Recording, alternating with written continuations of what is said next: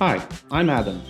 Today I'll show you how to create relations between products and connect them with other products in your catalog. This will allow you to easily present similar products to your customers, or those that are complementary to a set, or have any other connections with each other. So let's say that you'd like to add the corresponding products to your main product, which in this case would be tennis rackets. First of all, let's start with creating the attributes for relations themselves. Go to the Product Design tab, choose the Attribute section and click on New Attribute. You'll see a pop-up with different types of attributes.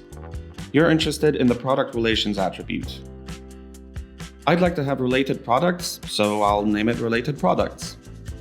Next, set the scope and group.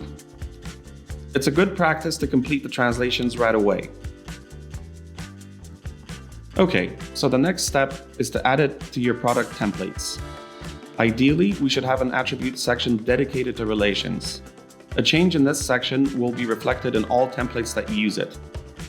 You can see that I already have such a section of relations here, so I'll just add the new attribute in it. Okay, having created the new attribute and updated the relations sections to use it, I can modify the product with the new relation. Let's go to the product catalog and pick the product I want to update. I've got a section dedicated to relations here. I'll select the attribute that I've just created and click on the button Add Relations.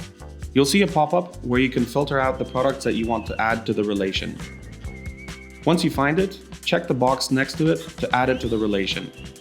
You can also update other relations with extra products.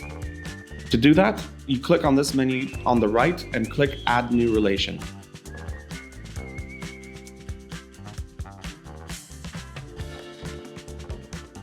You can also remove this relation and navigate to this product.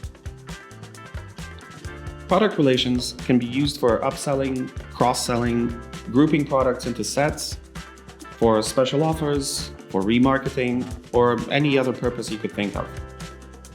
Thanks for watching. Consider subscribing to our YouTube channel for more tips and tricks videos that you could use with Ergonode.